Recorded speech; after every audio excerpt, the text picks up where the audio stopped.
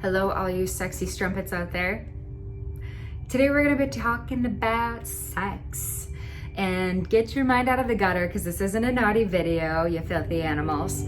I wanted to talk about the beautiful spiritual connection between sex and why porn is so damaging and so toxic to our society. Don't get me wrong, I'm not a freaking Puritan, okay? I love sex, I totally support masturbation. I love being in full command and power over my sexual energy. And that's what I want to share with you guys a little bit today.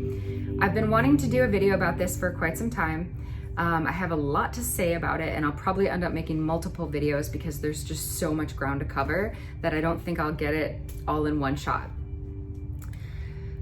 So, the major problem with porn is that it actually separates you from having the spiritual experience that orgasm is intended to provide.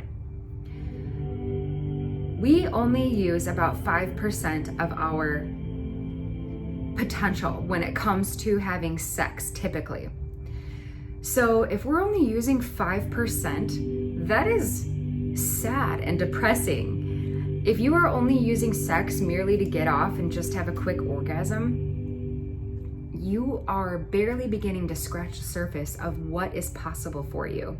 The ecstasy, the pleasure, the true euphoria that orgasm is intended to provide, you are completely glazing over it, and it's literally damaging to our psyches to just use it in that way, especially when you watch porn.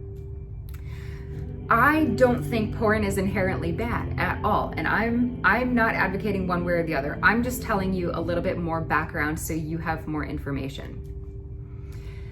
One of the main problems with porn, aside from being the fact that, you know, it's linked to human trafficking and obviously like the pedophilia, there's a very dark, sinister side to pornography.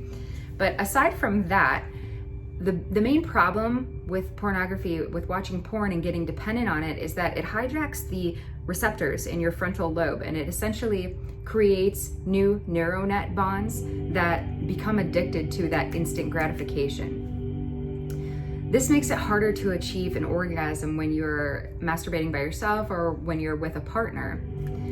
And beyond that, it's actually cutting you off from the amazing, powerful spiritual experience that the orgasm is intended to provide to you. Sex is meant to be a bridge to realms of higher consciousness.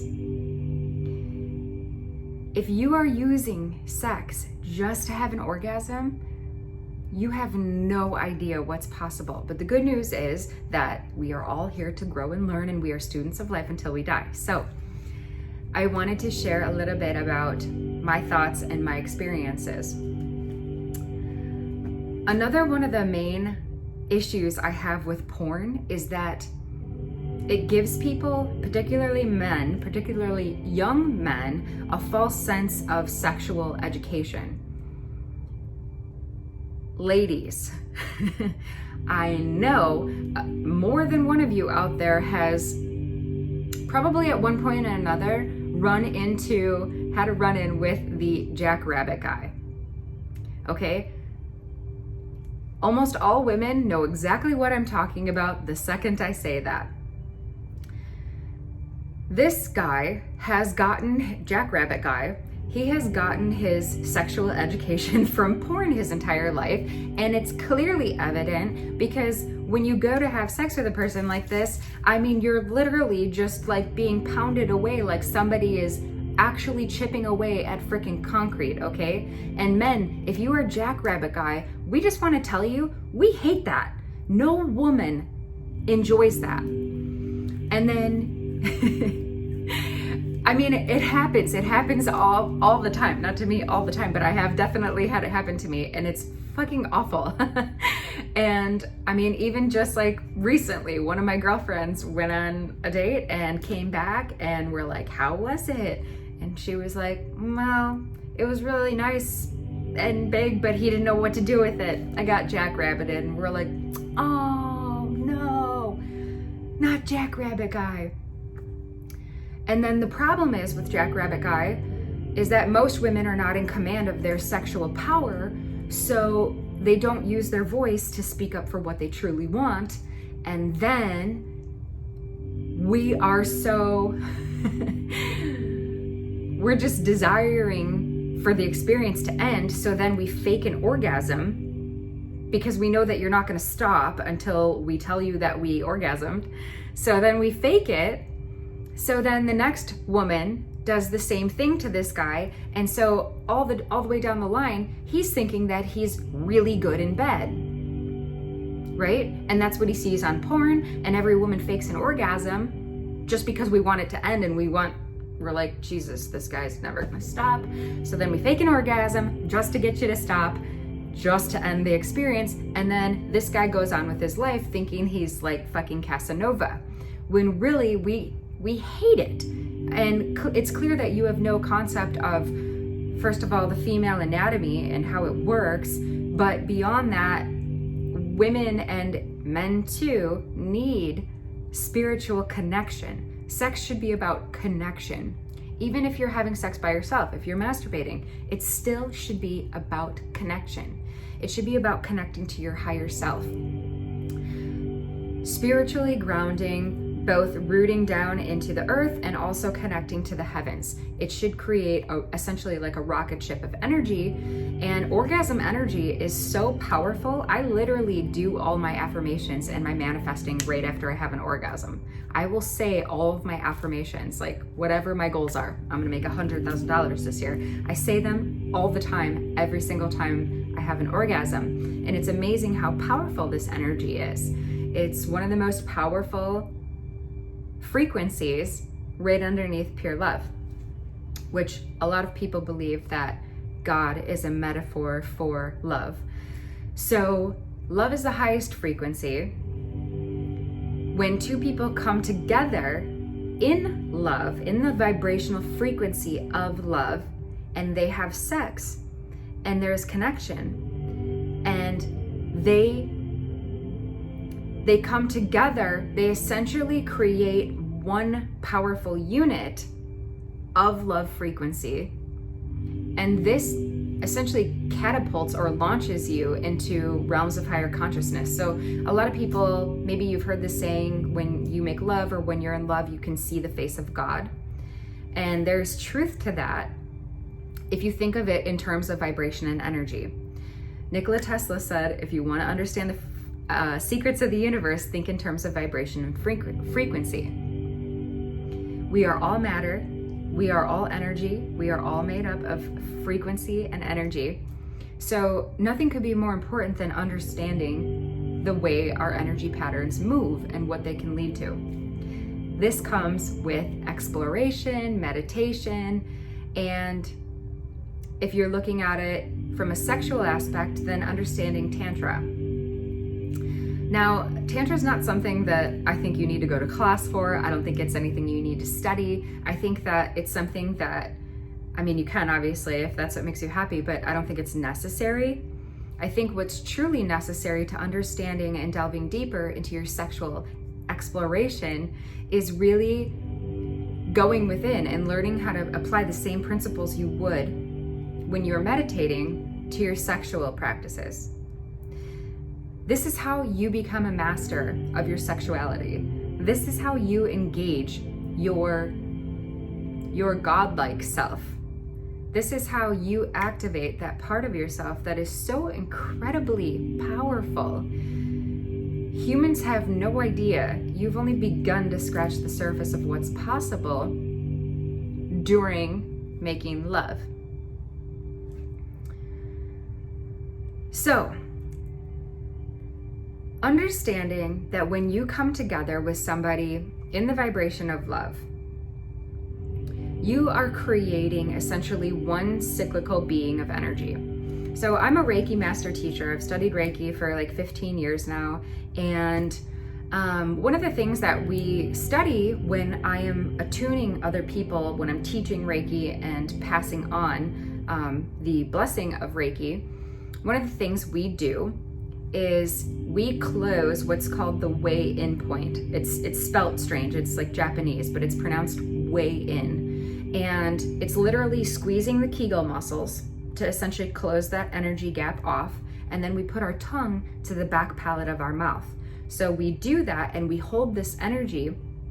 And what it does is it creates a cyclical movement within our own energy field, within our own body. It looks like an oval, and the energy just keeps cycling through because we're closing the gaps. You understand? It's like bridging the gap for an electrical current to move through.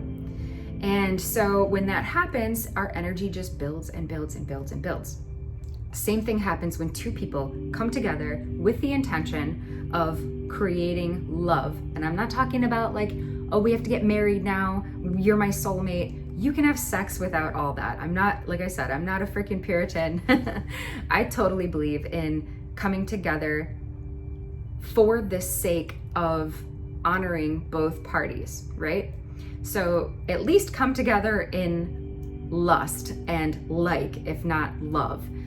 Don't fuck people if you don't really, really like them, okay? Don't have sex. This is so damaging for your body, and it pollutes your body and it pollutes theirs. And I'm gonna talk more about that in a second, but I wanna just finish my thought before I get all tangential.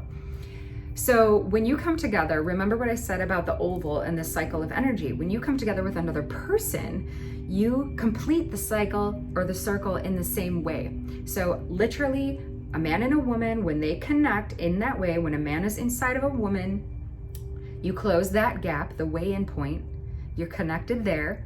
And then you're also, when you kiss as well, I can't orgasm without kissing. It has to be that for me on many levels.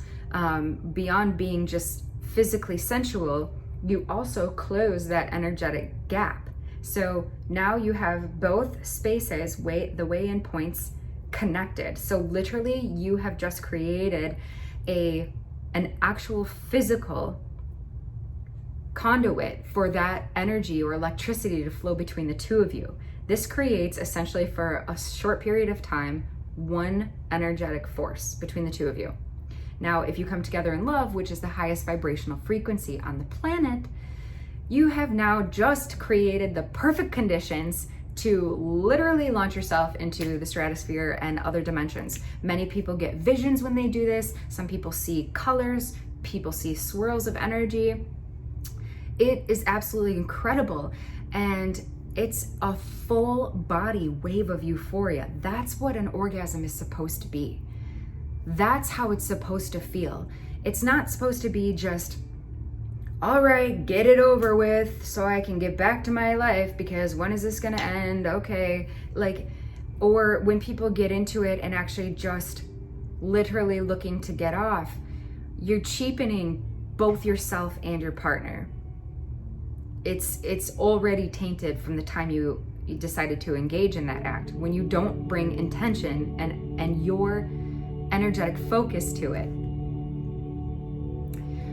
Typically, when I have a new partner, I actually just take orgasms off the table. And I think that that's such a great practice. First of all, it takes all the pressure off of both parties because you're not comfortable in the beginning, typically. So it takes quite a bit of time for partners to become comfortable with each other and, you know, become aware of each other's bodies. So it can be really liberating and really fun when you just pull orgasm off the table. Like, let's actively try to not orgasm. And it really, when you remove that pressure, it really frees you up to actually enjoy and indulge in one another and what you're doing at the time. Beyond that, there is so much pressure on men to perform. Like, guys, I feel bad for you on this one. Like, women, we can fake an orgasm, which I try not to do because actually I do not do that. I did when I was younger, for sure, when I didn't know any better. But don't fake orgasms, ladies. Honestly, you're not doing yourself or your partner any favors. But men, there's so much pressure on men to perform and to achieve an orgasm every time. And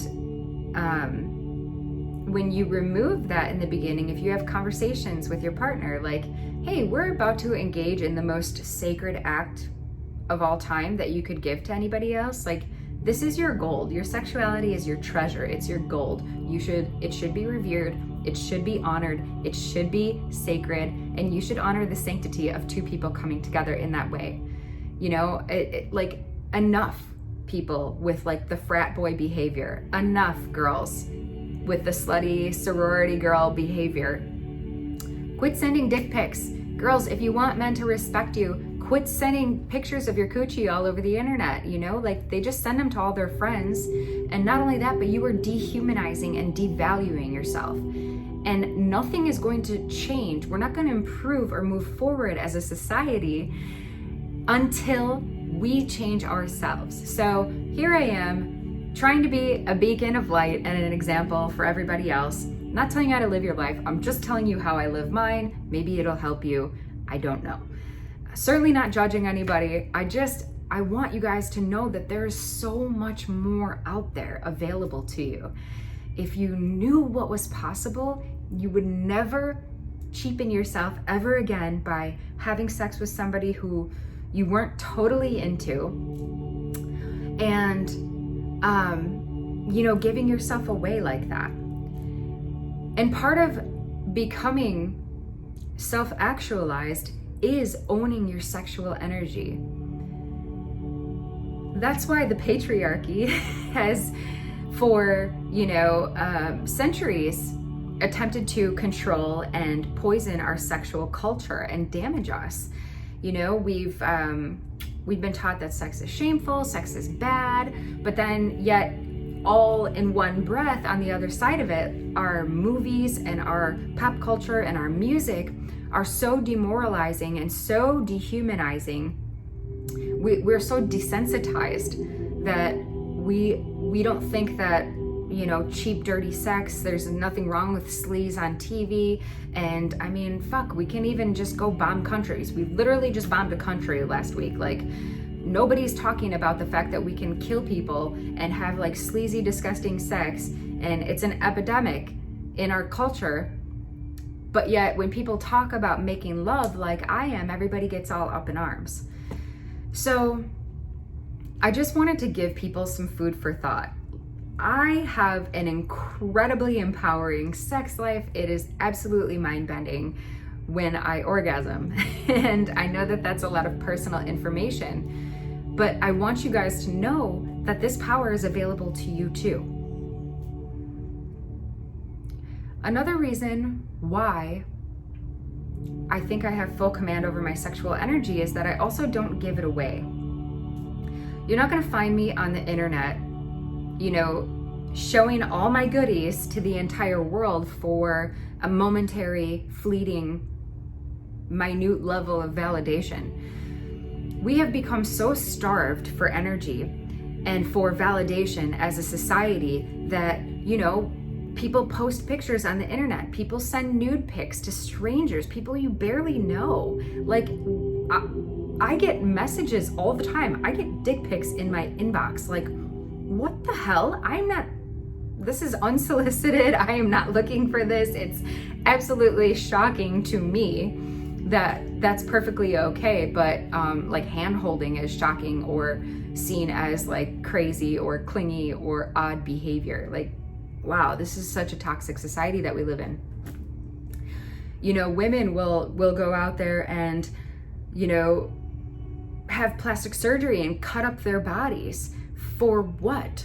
Like, so you can walk down the street and have a complete stranger that you're probably never going to see or hear from or ever speak to. So you can have them as you walk by go, I'd bang that, and you go, good. And then you keep walking. Like, that's so pathetic to me. That is so disturbing and shocking and sad that that's what we're at as a culture. And again, going back to porn and tying it into that, porn is so damaging because people see this and it's only based on what your physical body looks like. And I know that a perfectly sculpted body can be very attractive. But what looks good sometimes and what feels good between the sheets are two different things. I happen to think that a softer body shape feels so much better to make love to than rock hard chiseling abs. I've had both, and I was not attracted to the men that I've been with that had rock hard rippling abs. I don't know, it's not a turn on for me. I like to squeeze. I like a squeezy. And I personally, my body type is a little bit more to love. So I prefer that. But would I look good on a runway? Fuck no. Like, I have flaws. I'm a human, and that I'm not striving for perfection. You know, when I was younger, I used to be self-conscious about my boobs because in porn, it's typically fake boobs and they just ride like that and don't move. And, you know, like, I have double D boobs, like they go bloop bloop. It just, you know, I have stretch marks. They're normal. That's a real human. Like, they don't ride like this. That's just not reality. But what am I supposed to do? Because I watch porn and now I'm self-conscious, do I have to like cut my body up so I can walk down the street and have a complete stranger say, I do that. And then I'm like, good. And then I keep walking like that. Do you understand how psychotic that is? And again, it goes back to people just basing their ideas and concepts of sexuality off of what they've seen in porn. So that is all I have to say about that for right now. I'm definitely going to make more videos about this, and I hope you guys send me questions and post your comments below. I love hearing from you guys, so thank you for everybody who reaches out and messages me and comments on the videos. I really appreciate it. And, you know, just in summation, to wrap it all up, I really want people to be able to love themselves. And loving yourself first and putting your energy first and not being attached to other people's opinions of you or needing or seeking their validation is everything. I know it feels good when someone pays attention to you. Why? Because they're providing you with energy, which is the new currency. It's the only real currency. When you learn how to make your own energy, though, you stop needing it. You stop relying on other people's validation. I try not to be validated by anybody's comments. You know, whether somebody leaves a nasty comment on my page or tells me that they love me and thinks that I'm great, whatever. I try to be unattached to either one. So if you don't like me, my self-confidence doesn't change. If you like me, my self-confidence doesn't change, because people's opinions change all the time. I've had so many times where somebody came to me and they were like, oh my gosh, I love you, you're amazing. Guess what, a couple years ago, I secretly didn't like you for XYZ. But that has nothing to do with me. That is all about their opinion and their opinion of me. And somebody else's opinion of you is none of your business. You don't need to worry about what they think, because people change their minds all the freaking time. It's like lunacy if you got your validation from other people. So keep that in mind when you are choosing partners as well. Ladies, don't sell yourself short, and men too. Do not devalue yourself and pollute your aura and pollute your body by taking a partner who is, quite frankly, not going to respect you. Ladies, when you give the milk away, he's not going to buy the cow. So if you're looking for a relationship, don't sleep with him. Men tend to not value things that they can readily have. So don't give it away. Just wait and choose partners. Be choosy. You have the right to. There's nothing more sacred that you ever will possess in your life that you can give to somebody. It is a treasure, it is a gift, and it should be revered and respected. And once you find a partner who has those qualities, like, have at it, you know, get to it and get to exploring. Like, I'm not advocating abstinence. Like, that's not what I'm saying. I love sex. I'm an Aries with a Scorpio rising. My sexual libido is through the roof. And I am able to wield and command my sexual power. And I don't give it away. You're not gonna see nudie pics of me on the internet. I don't bang random strangers. Like, it's sacred to me. But the partners I do take and the relationships that I have are incredibly successful because I understand and put these practices, I implement these practices into my life, into my sexual life. So hopefully this has helped you guys, and please feel free to leave me any comments. As always, I love you so much, and I'm always cheerleading for you, and I want you to experience this level of bliss in your life that I get to experience. So if I have helped in that in any way, please, please, please reach out, let me know. And yeah, post your comments below or message me. And until next time, I love you guys, and cheers, and hope you have a wonderful day. Mwah.